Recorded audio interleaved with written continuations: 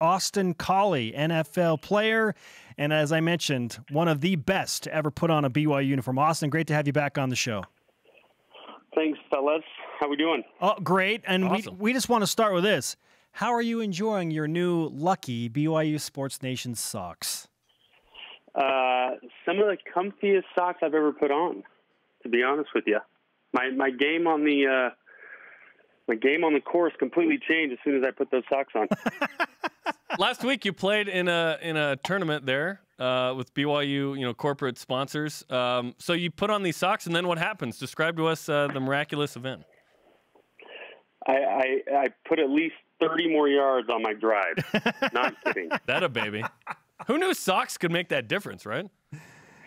Well, when they're as comfy as these, I feel like I need to be getting some sort of royalty, though, because I'm starting to sound like an infomercial here on these socks. We're really cheap. We thought socks would be enough. No. At least you won a Roku for hitting a good shot, right?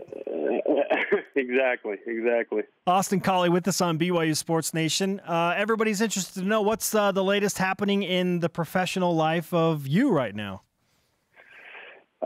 So right now I'm working with a Canary Concussion and Canary Speech, which is a speech and language company, and identifying various biomarkers correlating with certain illnesses and ailments. And right now I'm focused on kind of doing that with concussion, right? So we can have more information about concussions and provide more information to help trainers and athletic staff make the right decision on whether a player should return to play or how long the recovery process will be, and to be able to track and manage their concussion protocol.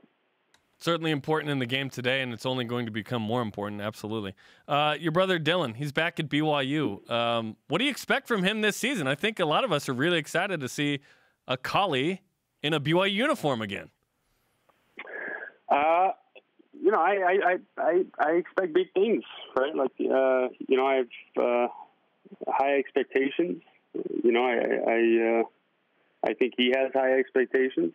But it's going to be fun, man. We're looking forward to it. It's going to be, we're going to try and make every game possible, because it's going to be a while before we start going to college football games again, at least having somebody play college football.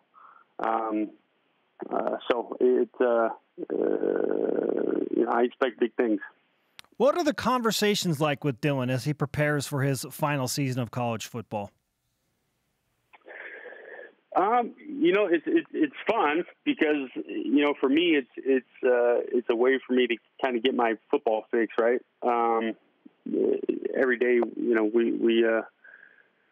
we're looking at film, and we've been doing that for quite a while. And it'll ramp back up as soon as camp starts. And it'll be, we'll be able to bounce ideas off of each other. And, Dylan's knowledge of the game is far more advanced when I was his age, right? I mean, I didn't have nearly the amount of knowledge that he has about the football game. So it's fun to talk with him because he understands it, and I'm able to pick his brain, and he's able to pick mine, and it's great.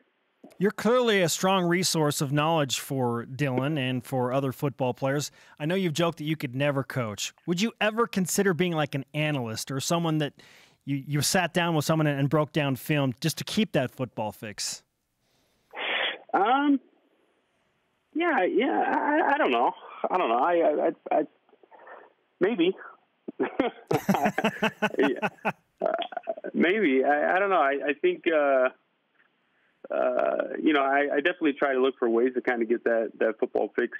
But again, to me, it's, what I'm doing now is my ultimate priority, and I can't have my feet, 1 foot in and 1 foot out. It's got to be 2 feet in at all times. So any free time that I have, I usually try to make sure it's getting better at whatever that main priority is, right?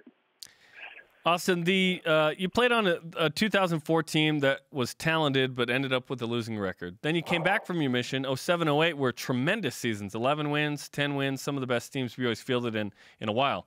What were some of the differences you noticed in, say, the 04 team versus the 07 and 8 team? I think the 04 team, we had a young team, man, right? Like Beck was just back off his mission. I think we had a lot of great players, but everybody was young, right? We had a lot of freshmen and sophomores playing, and I'll tell you what, that year we played a lot of good teams, right? I think we played SC at home, probably one of the best college football teams to ever play football, right? You had Reggie Bush and Matt Leinart, and then every week was a pretty much a challenge. And when you have such young guys that haven't had much experience, it's kind of hard to kind of mesh and put it all together. And I think, in 07 and 08 with Max and Harvey and myself and Dennis, and Keel and Nixon and, all these guys, I think we just meshed more. We meshed better, right? Like we did things together. We made sure to put in the time out of practice, after practice. We just had that kind of unique chemistry, and that's hard to build or hard to develop, right? Is that kind of bond, that kind of chemistry where, you're always going to be on the same page. So, I don't know. And we had a lot of experienced guys. We had a lot of leadership on that team as well. So, Austin Collie with us on BYU Sports Nation. We're discussing BYU football when he played, and now how maybe the Cougars can turn things around with some of the characteristics that you noticed on the great teams that you played on. So if you were going to give some advice to this team about leadership and that chemistry, what would you say to this BYU football team? I'd say doing the bare minimum isn't going to do it, right? It never has. And as far as the leadership goes, there's got to be somebody that's vocal, that's kind of steering the ship, right? You can't always have guys wanting to just lead by example. You got to have somebody who's vocal. You got to have somebody that you can look to, right? That's why Max was so great, right? You could look to Max, and you always counted on Max kind of pulling us out, man. I mean, the fire that guy had, that tone and that attitude kind of sets the precedent for the entire team. So, it usually has to be a quarterback, right? Because that's the guy that's going to have the ball in his hands the majority of the time. That's the guy that's going to have every opportunity to kind of turn it around for you.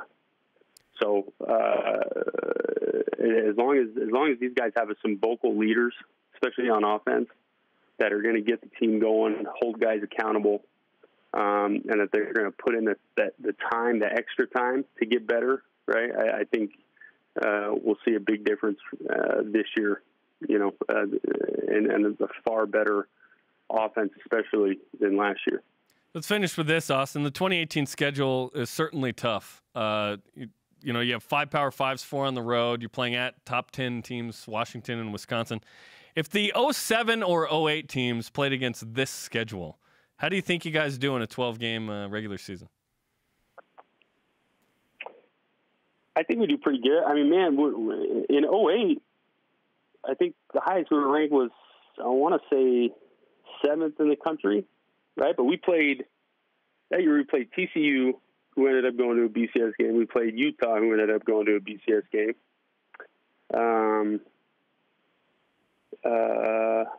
Who else did we play? I think we had another team that's pretty stacked that we played against. But played at Washington. They ended up not being the greatest team, but you beat UCLA as well. Yeah. 59-0's pretty good. Yeah. I think we I think we get 10 wins at least, right? 9 wins at least. We were pretty darn good, man.